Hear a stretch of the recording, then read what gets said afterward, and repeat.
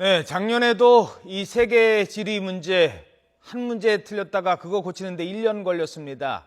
올해는 두 문제입니다. 빨리 해결이 돼야 될 것 같습니다. 왜냐하면 우리 수험생들의 미래가 걸려있는 문제일 수도 있습니다. 자, 그럼 여기서 입시 전문기관 UA의 이만기 평가이사를 전화로 연결해서 좀 더 자세히 현재 분위기 어떤지, 수험생들 분위기 어떤지 좀 알아보도록 하겠습니다. 이만기 기사님 안녕하십니까? 네, 안녕하십니까. 이만기입니다. 예. 자, 지금 수험생들은 안녕하지 못할 것 같네요. 네, 상당히 그렇습니다. 혼란스러워할 것 같은데, 일단, 저희들이요, 오늘 아침에, 학생들을 좀 만나봤습니다. 정답에 따라, 유무에 따라 학생들이 입장이 많이 달라질 텐데, 수험생들 목소리 먼저 들으시고 질문 드리도록 하겠습니다. 함께 들어보시죠. 작년에도 세계지리 때문에 문제가 많았는데 올해도 영어랑 생명과학 2에서 문제가 많아가지고 이건 좀 아니다 싶어요. 저희도 이제 수능 보는 나이인데 내년이면 좀 똑바로 내주셨으면 좋겠습니다. 3년 동안 수능을 준비했잖아요. 그렇게 공부를 했는데 막 오류가 나가지고 성적에 문제가 생긴다고 하면 솔직히 좀 짜증도 날 것 같고 문제가 있다고 생각해요. 네, 학생들 얘기 좀 들어보셨는데요. 실제로 지금 만나보신 수험생들 분위기는 어떻습니까? 네, 제가 수험생을 만나본 것은 아니고요. 예. 인터넷 커뮤니티나 이의신청 게시판을 통해서 볼 때는 상당히 격앙돼 있습니다. 왜냐하면 이번에 영어는 영어라고 쳐도 이 생명과학 2인 경우는 한 문항이 상위권 대학의 당락을 좌우할 수 있기 때문에 예. 해당되는 수험생들이 지금 상당히 격앙돼 있는 분위기를 느낄 수 있습니다. 예. 이 한 문제 또는 두 문제에 따라서 당락이 바뀌는 경우가 많습니까?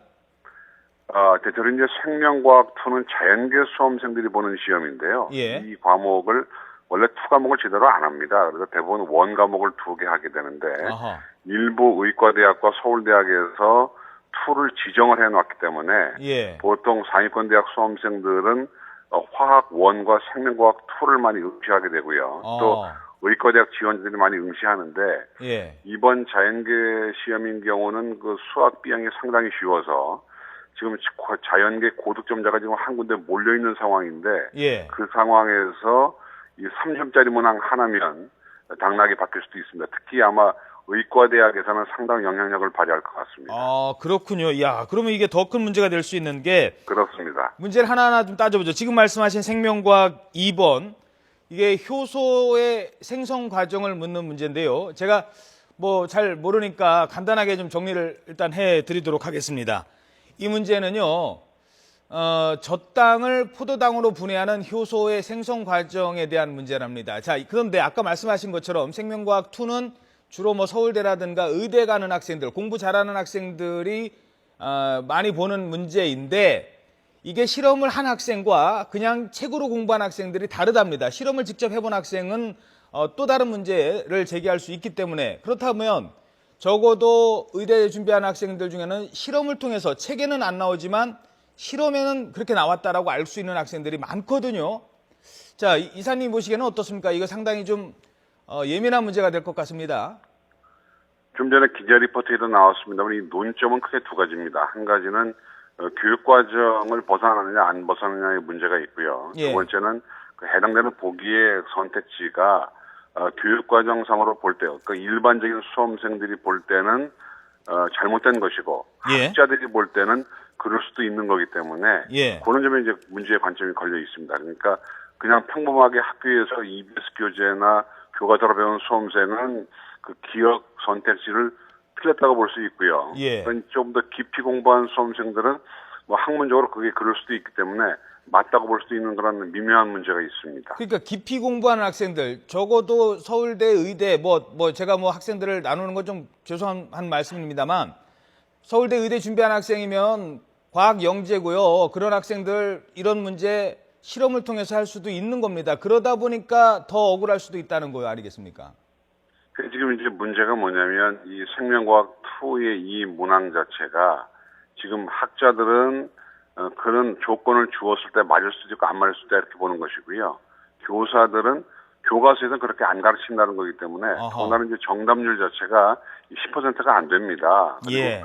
그러니까 평가원이 정답을 하지 않은 다른 답지의 정답률이 무려 70%가 넘어가요. 예. 그러니까 교사들이 볼 때는 이게 이제 억울한 면이 있는 거죠. 아, 그렇군요. 자, 그리고 또 하나, 영어 25번 문제. 이것도 지금 출제 오류 논란이 일고 있는데요. 이거는요, 네네. 그 어떤 지문에서 틀린 걸 찾으랍니다. 이 틀린 걸 찾다 보니까 틀린 게 하나가 더 있었어요. 그게 바로 18%냐, 18%포인트냐. 퍼센트와 퍼센트 포인트는 다릅니다. 뭐, 저희들도 기사 쓸 때요, 경제 기사 쓸 때 이 5%와 10%의 차이는 뭐죠? 5% 차이가 아닙니다. 5% 포인트 차이입니다. 이 복잡한 문제인데 이게 나왔어요. 그래서 이게 틀렸다고 했는데 그게 틀린 게 아니다라고 하니까 이 문제는 어떻게 보십니까? 요 문제는 이제 좀 전에 앵커께서 말씀하신 것처럼 퍼센트와 퍼센트 포인트의 차이를 인식하지 못하고 출제가 된 문제이기 때문에 사실 오류가 가까워 보이고요. 더군다나 예. 이제 이 문항이 그동안 EBS 교재에서 나왔기 때문에 EBS 교재의 연계 문항입니다. 그런데 실제로 EBS 교재의 연계 문항에는 이게 퍼센트 포인트라고 제대로 되어 있거든요. 아하. 그런데 이번에 이제 문제를 내면서 문제를 변형하면서 예. 그 퍼센트 포인트란 말을 안 쓰고 퍼센트란 말을 썼기 때문에 상당수의 전문가들은 이것이 오류가 분명하다 이렇게 지적하고 있습니다. 왜냐하면 퍼센트와 퍼센트의 수치를 비교할 때는 퍼센트 포인트를 쓰라고 통계청도 강조하고 있는 면이고 또 그렇죠. 실제로 이 문제의 토대가 된 EBS 교재에도 예. 퍼센트 포인트라고 나오기 때문에 이건 뭐 여러 가지로 볼 때는 거의 확실한 오류처럼 보이고 있습니다. 예. 그러니까 이게 만약에 수학 문제면 100% 틀린 거 아니겠습니까?